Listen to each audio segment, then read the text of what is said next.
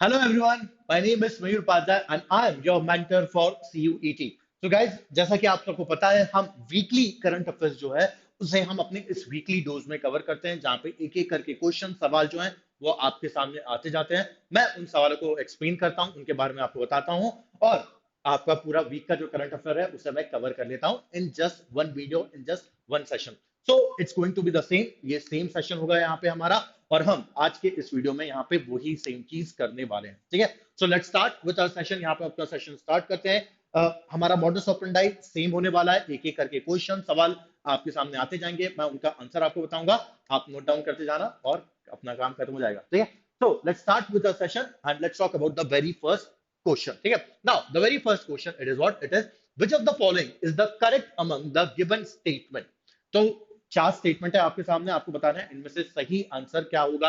The very first statement is A, Coco Gauff won the US Open her third grand slam title. ठीक है, ये बिल्कुल सही है दैट कोको गॉफ जो है, जो कि बिलोंग करती है कहां से, she is a US player. ठीक है, तो यूएसए की प्लेयर है और बहुत अच्छी प्लेयर है, 19 इयर्स, जस्ट उनकी 19 इयर्स की एज है। एंड कोको गॉफ ने यहाँ पे क्या किया है, इस साल का 2023 का 2023 का उन्होंने जो वुमेन्स यूएस ओपन टाइटल है वो जीत लिया है। ठीक है, but is the statement is correct?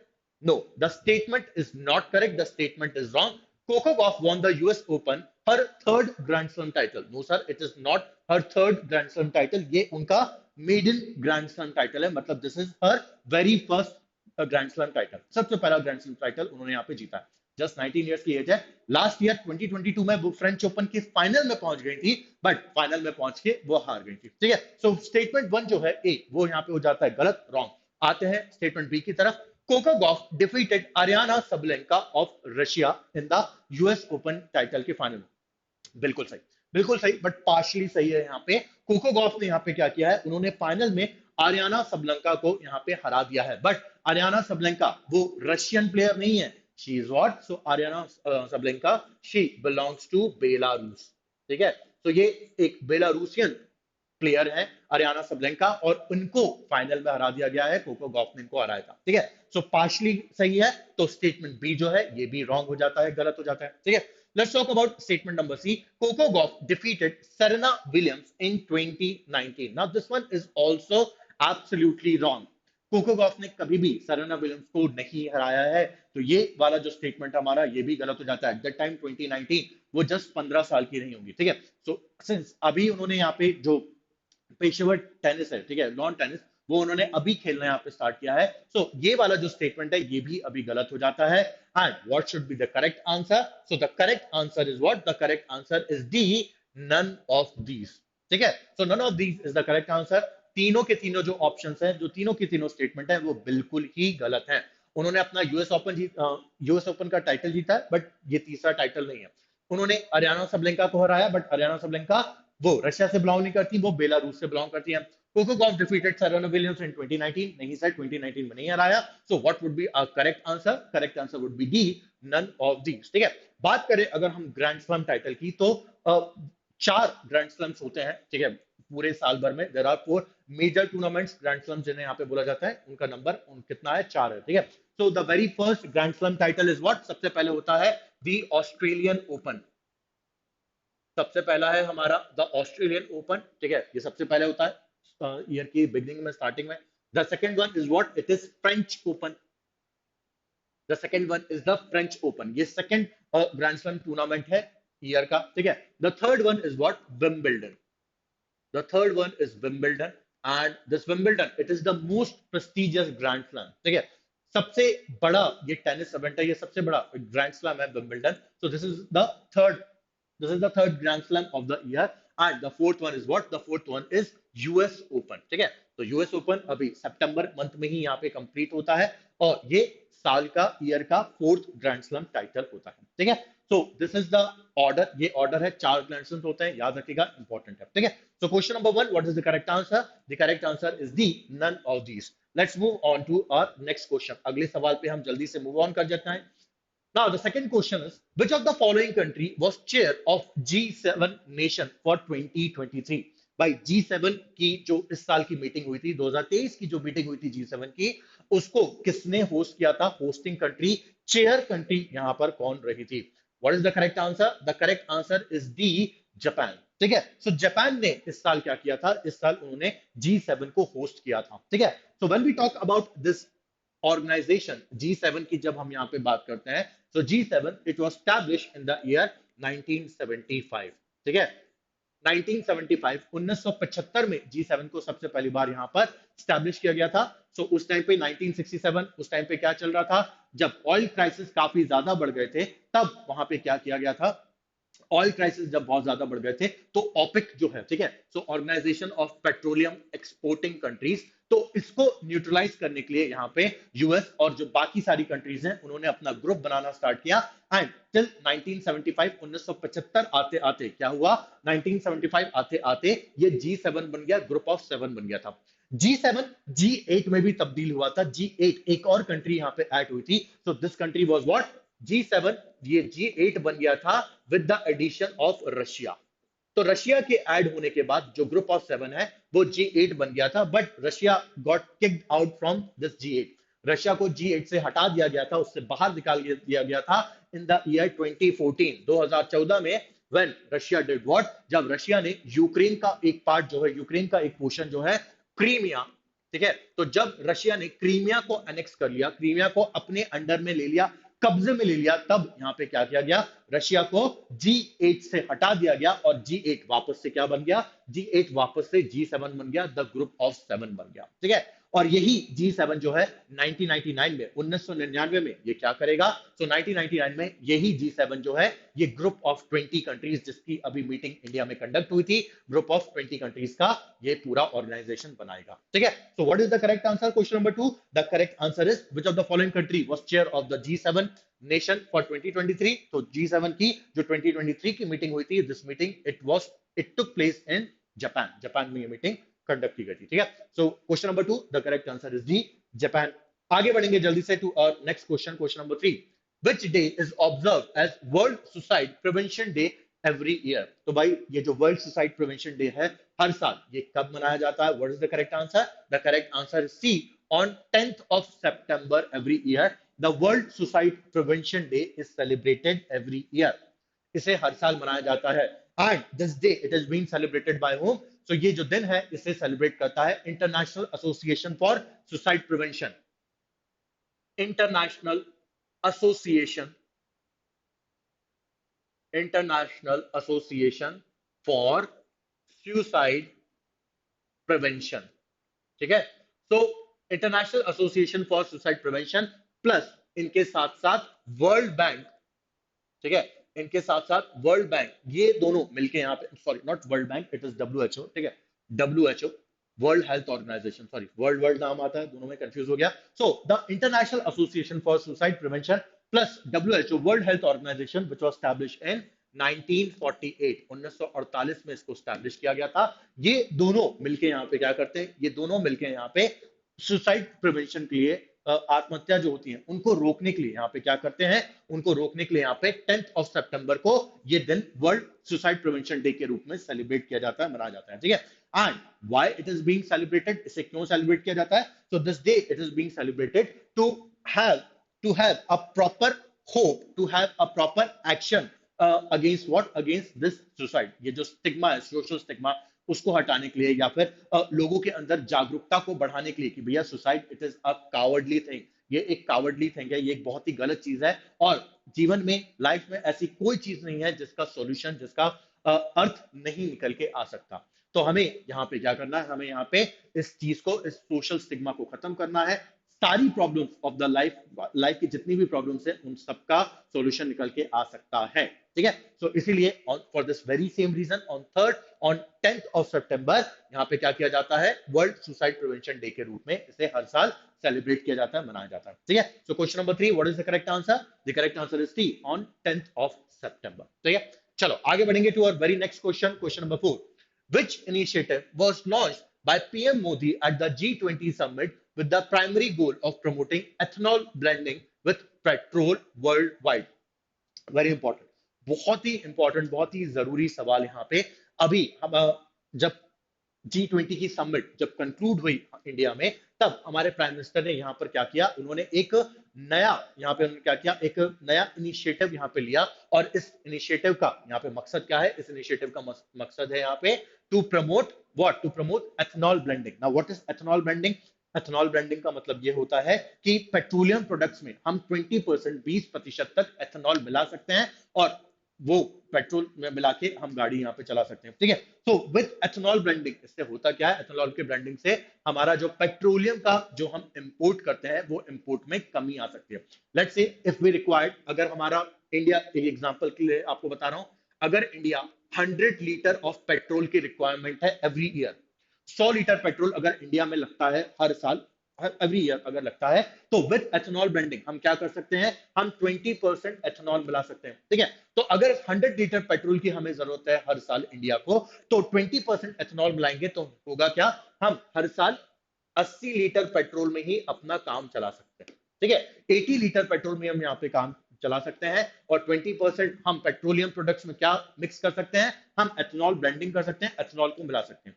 इससे हमारा यहाँ पे जो ट्रेड इंबैलेंस बना रहता है, और हम यहाँ पे जो डॉलर्स अपने खर्च करते हैं, फॉरेक्स रिजर्व हमारा जो खर्च होता है, उसमें भी क्या होता है, उसमें भी हमें राहत थोड़ी सी मिलती है, ठीक है। Now coming back to this, यहाँ पे कौन सी ऑर्गेनाइजेशन को यहाँ पे स्टैब्लिश किया गया, the correct answer is what, the global biofuel alliance, ठीक है। तो ग्लोबल बायोफ्यूल अलायंस, इसको यहाँ पे क्या किया है, इसको यहाँ पे इस इनिशिएटिव को लिया है हमारे प्राइम मिनिस्टर जी ने, जब G20 की समिट हुई थी इंडिया के अंदर। So question number 4, what is the correct answer? The correct answer is D, the Global Biofuel Alliance. ठीक है, let's proceed further. आगे चलते हैं जल्दी से, next question. Which of the following entities was excluded from the 2022 e-waste management rules scope of application? ठीक है, बहुत ही इजी सवाल है यहाँ पे, किस एंटाइटी को अलग किया गया है, हटाया गया है from this what, from the e-waste management rules? What is the correct answer? So correct answer is e-retailers, ठीक है। तो मैन्युफैक्चरर्स ये इंक्लूडेड है, रिसाइकलर्स ये भी इंक्लूडेड है, बट ई-रिटेलर्स जो है, इसको क्या किया गया है, ई-रिटेलर्स को यहाँ पे एक्सक्लूड कर दिया गया है from the e-waste management rules, जो कि एप्लीकेशन है, स्कोप ऑफ एप्लीकेशन वहां से हटा दिया गया, ठीक है। So question number 5, the correct answer is what, it is D, the e-retailers, ठीक है। Let's proceed further to our next question. Now which of the following FIBA basketball, sorry यहाँ पे विन होना चाहिए, which of the following team, ठीक है, which of the following team has won the FIBA basketball World Cup of 2023, ठीक है।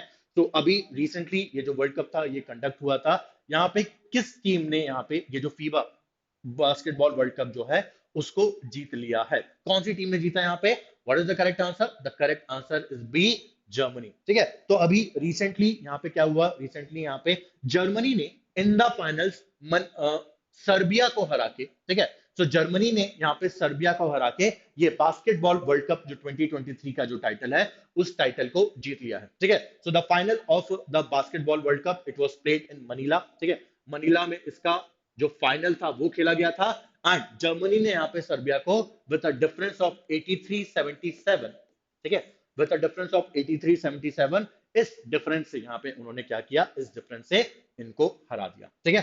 सो what is the correct answer? Question number 6, the correct answer is B, Germany has won this year's title, ठीक है। आगे बढ़ेंगे to our next question, question number 7. So Nobel Peace Prize winner Maria Ressa belongs to which of the following country? तो मारिया रेसा जो है ये किस कंट्री, ये किस देश से बिलोंग करती हैं, what is the correct answer, the correct answer is C, Philippines. But sir इस साल के अभी नोबेल प्राइजेस जो हैं वो तो अभी अनाउंस ही नहीं हुए हैं, तो मारिया रेसा जो है ये पीस प्राइज उन्होंने जब भी जीता हो तो ये कौन सी कंट्री की है, और ये क्यों अभी न्यूज में रही है, why we are studying this in the current affairs section, current affairs में क्यों पढ़ रहे हैं, so we are studying this in the current affairs because Maria रेसा जो है इनके ऊपर टैक्स एविजन के चार्जेस लगे हुए थे, ठीक है। तो इनके ऊपर बहुत सारे टैक्स एविजन के चार्जेस लगे हुए थे, ऐसा बोला जा रहा था कि इन्होंने अपनी जो इनकम है उसको छुपाया है, एंड उससे ये क्या कर रही है, ये टैक्स एवेड कर रही है।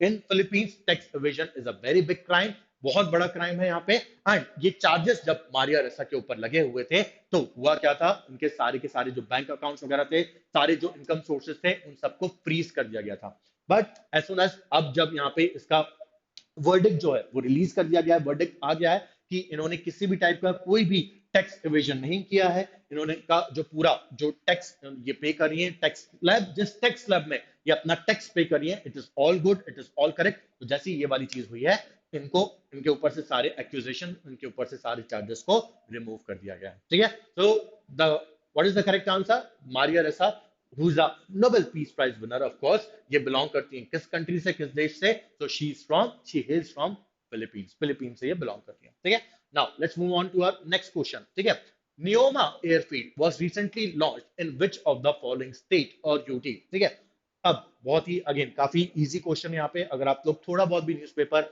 या फिर कोई सा भी न्यूज़पेपर, कोई सी भी यहाँ पे मैगजीन अगर आप फॉलो करते होगे तो आपको पता होगा दैट दिस न्योमा एयरफील्ड, इसको अभी रिसेंटली इनॉग्रेट किया गया है कहाँ पे? So it has been recently inaugurated in the UT, Ladakh. ठीक है, so Ladakh is what? Ladakh is a union territory, याद रखना ये एक यूनियन टेरिटरी है।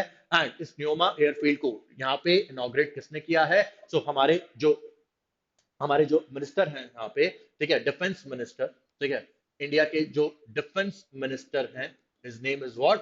Mister Rajnath Singh.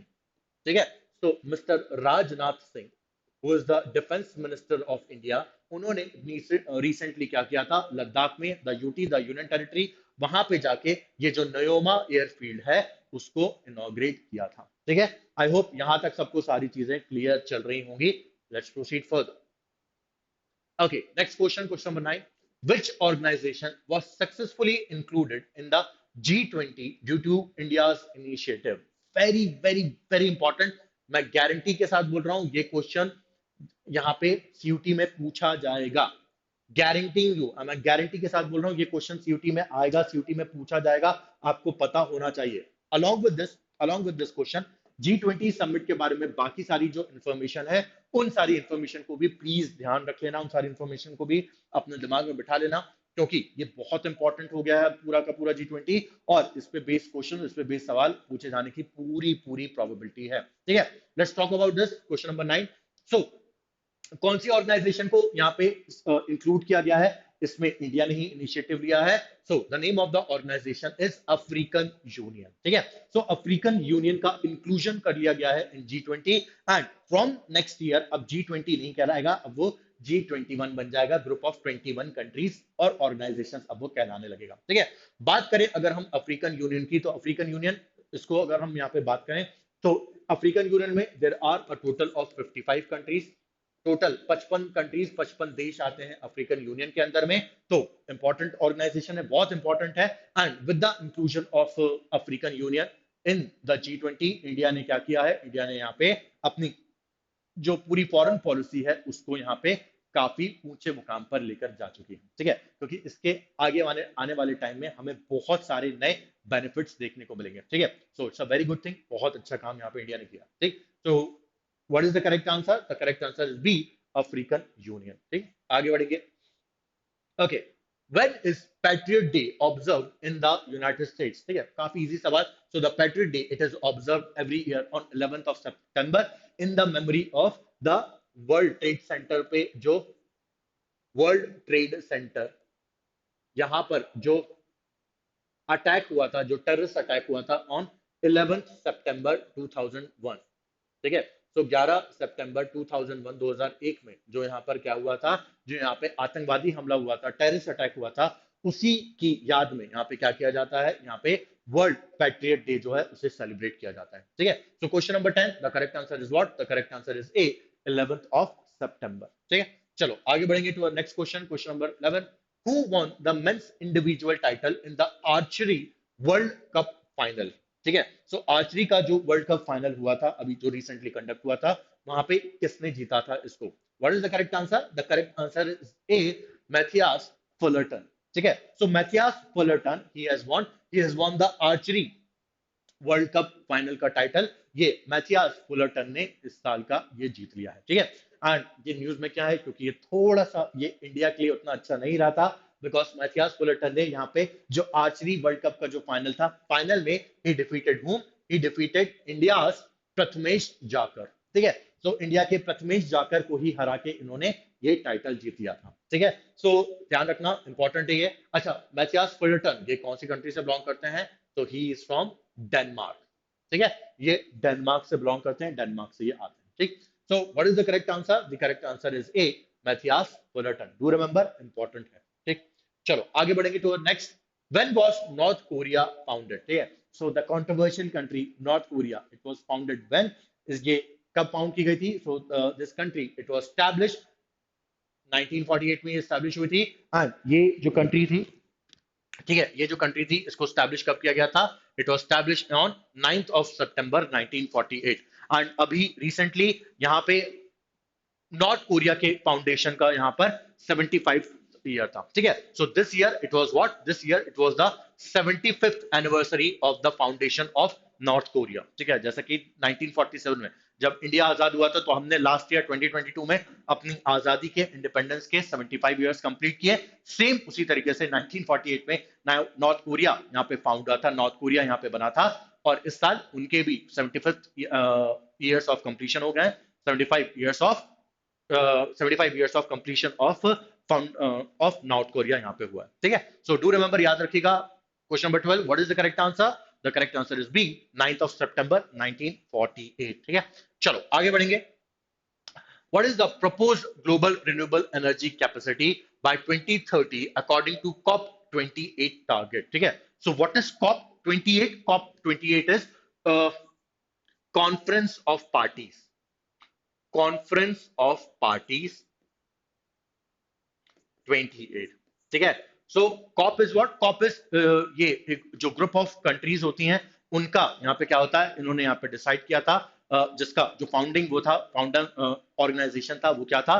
It was UNFCCC, UNFCCC, United nation framework convention on climate change, ठीक है। United nation framework convention on climate change, UNFCCC. इसी ने यहाँ पे क्या किया था? इसी ने स्टैब्लिश किया था कॉन्फ्रेंस ऑफ पार्टीज को, कि वर्ल्ड की, विश्व की सारी कंट्रीज एक बार मिलेंगी और वो किस पे बात करेंगी? वो क्लाइमेट चेंज के मुद्दे पे, क्लाइमेट चेंज के पर यहाँ पर बात की जाएगी, ठीक है। तो यहाँ पे जो प्रपोज टारगेट है 2030 का, कॉप 28 में जो टारगेट रखा गया कि 2030 तक हम यहाँ पे जो रिन्यूएबल एनर्जी का जो टारगेट है उसको कितना कर लेंगे? What is the correct answer? The correct answer is A, 3000 gigawatts, ठीक है। तो 3000 गीगावाट्स का ये टारगेट रखा गया है, कब तक के लिए? बाय 2030, 2030 तक के लिए, ठीक है। तो question number 13, the correct answer is what? It is a, 3000 gigawatt का टारगेट है, ठीक है। लेट्स मूव ऑन, आगे चलते हैं। Now who introduce the term dark patterns, ठीक है भाई, ये जो टर्म है डार्क पैटर्न, ये किसने इंट्रोड्यूस किया है? वेरी इंपॉर्टेंट, अभी ये काफी ज्यादा न्यूज में भी चल रहा है। So this term dark patterns, it is been introduced by Harry Brignull, ठीक है। सो हैरी ब्रिगनल ने यहाँ पे क्या किया है? उन्होंने यहाँ पर ये जो डार्क पैटर्न टर्म था इसको इंट्रोड्यूस किया था, कब? सो this term it was introduce in the year 2010, 2010 में ये टर्म इंट्रोड्यूस किया था। And what is dark pattern? Dark pattern का मतलब क्या होता है?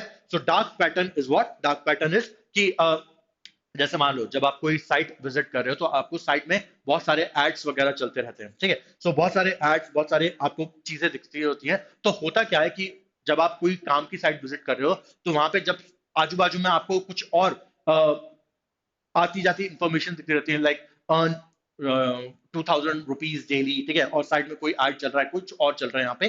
तो ये बेसिकली क्या किया जाता है? ये आपको मैनिपुलेट करने के लिए या आपको ट्रिक करने के लिए यहाँ पे क्या किया जाता है? ये पूरे एड्स या फिर अदर किसी इंपॉर्टेंट साइट की साइट्स में ये बिलोंगिंग्स की जाती हैं, ठीक है। जिससे आप क्या हो, जिससे आप यहाँ पे आपका ध्यान उस पर ज्यादा जाए एंड आप मजबूरी में आके क्या करो? क्लिक कर लो, ठीक है। सो ये आपकी जो भी एक्टिविटीज रहती हैं उनको ट्रैक करता है, जो भी बाकी सारी चीजें होती हैं उनको ट्रैक करने का ये क्या करता है? ये काम करता है। एंड इसी को फाइनली क्या बोला गया है? So this is known as what? This is known as the dark pattern. इसको डार्क पैटर्न नाम दिया गया है, ठीक है। So dark pattern, it is the name was given by Harry Brignull and this term was coined in the year 2010, 2010 में ये term coin किया गया था, ठीक है। आई होप सबको क्लियर चल रहा होगा। क्वेश्चन नंबर 14, ठीक है, जस्ट अ सेकंड, ठीक। चलो आगे बढ़ते हैं, next question, question number 15, PMMSY was launched in which of the following year, ठीक है। सो PMMSY ये किस साल में लॉन्च किया गया था? तो सबसे पहले तो हम ये देख लेते हैं कि भाई ये PMMSY होता क्या है। तो this is what? This is प्रधानमंत्री मत्स्य संपदा योजना, ठीक है, प्रधानमंत्री मत्स्य संपदा योजना, ठीक है, ये इसका, ये स्कीम का नाम है। And this scheme it was launched in the year 2020, 2020 में इस स्कीम को क्या किया गया था? 2020 में इस स्कीम को लॉन्च किया गया था। एंड ये जो स्कीम है ये क्या करती है? ये ब्लू रेवोल्यूशन को बढ़ाने के लिए इस स्कीम को लॉन्च किया गया है, ठीक है। So for the increase of blue revolution को बढ़ाने के लिए क्या किया गया है, स्कीम को इंट्रोड्यूस किया गया था, ठीक है। So what is the correct answer? The correct answer is C, 2020। आगे बढ़ेंगे जल्दी से, next question. Where was the white sambar deer captured on camera recently? तो अभी रिसेंटली क्या हुआ है, ठीक है, just give me a second guys, just a second.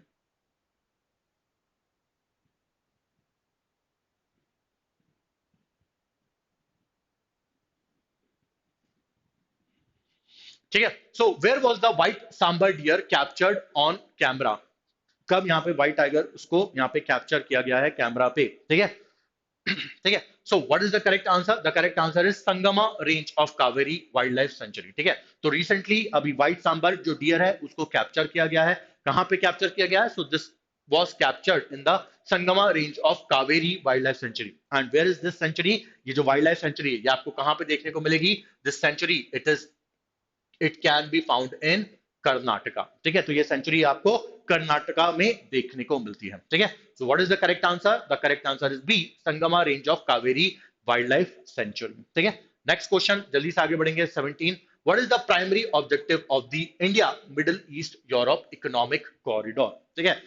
The primary objective of this corridor is, the correct answer is what? The correct answer is C, foster economic growth and energy development, ठीक है। तो अभी recently ये जो India Middle East Europe economic corridor जो है इस पे भी काफी सारी बात हुई है। G20 समिट में, G20 मीटिंग में ही इस पे डिस्कशन हुआ है, इस पे काफी सारी बात की गई है। एंड ये जो कॉरिडोर है ये क्या करेगा? ये इंडिया को यूरोपियन कंट्रीज से कनेक्ट करने का काम करेगा, ठीक है।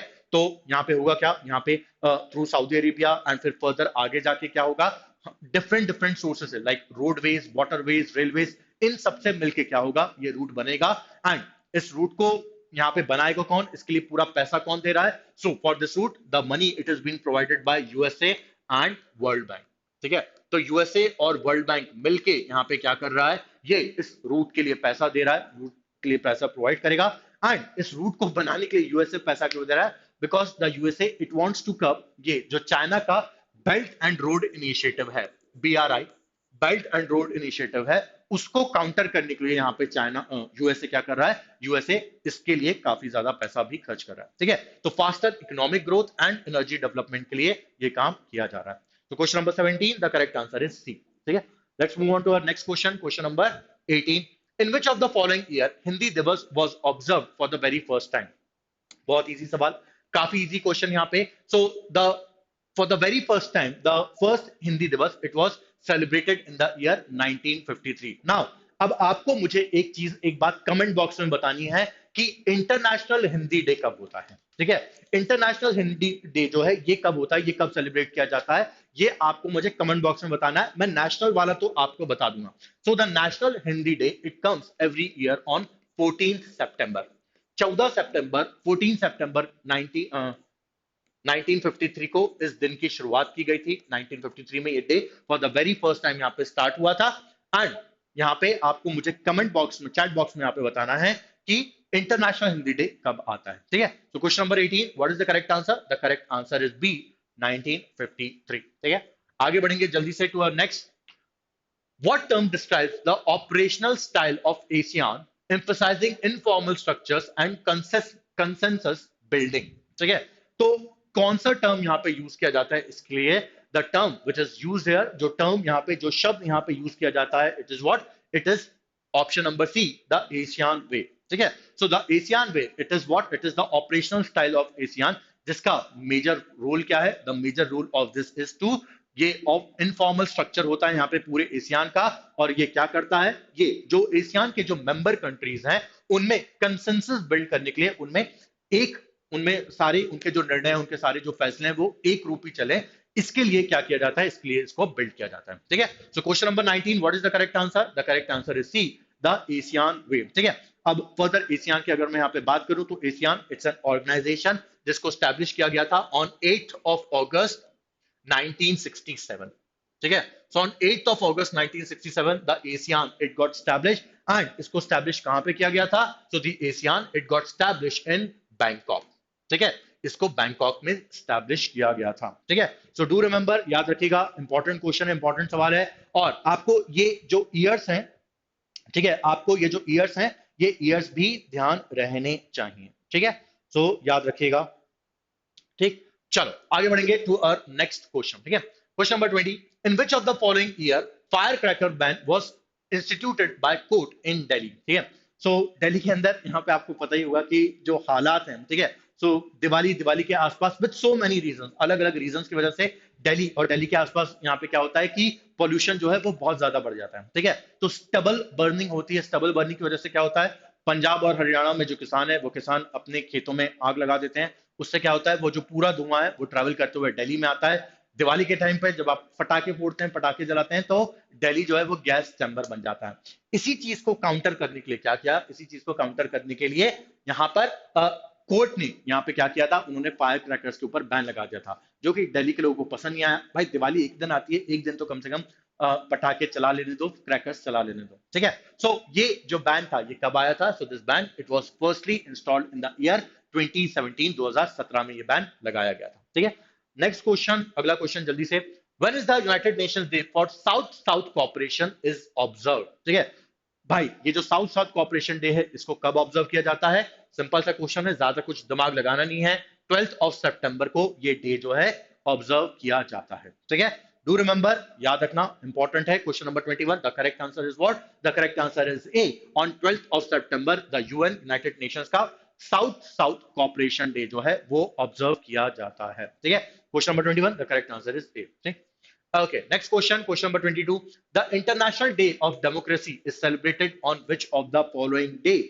इंटरनेशनल डे ऑफ डेमोक्रेसी जो है ये किस दिन सेलिब्रेट किया जाता है, अगेन ज्यादा दिमाग नहीं लगाना है, ईयर्स जो हैं, जो भी डेज हैं उनके आपको पता होने चाहिए, कौन सा डे कौन सा दिन कब सेलिब्रेट किया जाता है, ये चीज आपको बहुत अच्छे से क्लियर होनी चाहिए, क्योंकि इस पे बेस्ड क्वेश्चन सीयूटी 2023 में बहुत सारे देखने को मिले थे। ठीक है, so the International Day of Democracy it is celebrated every year on 15th of सितंबर, 15 सितंबर को ये ऑब्जर्व किया जाता है। ठीक है, तो question number 22, the correct answer is B, 15th of सितंबर। ठीक है, let's move on to our next question, question number 23, just a second. ठीक है, हाँ, so who among the following has become the fastest player to complete 13,000 runs in ODI।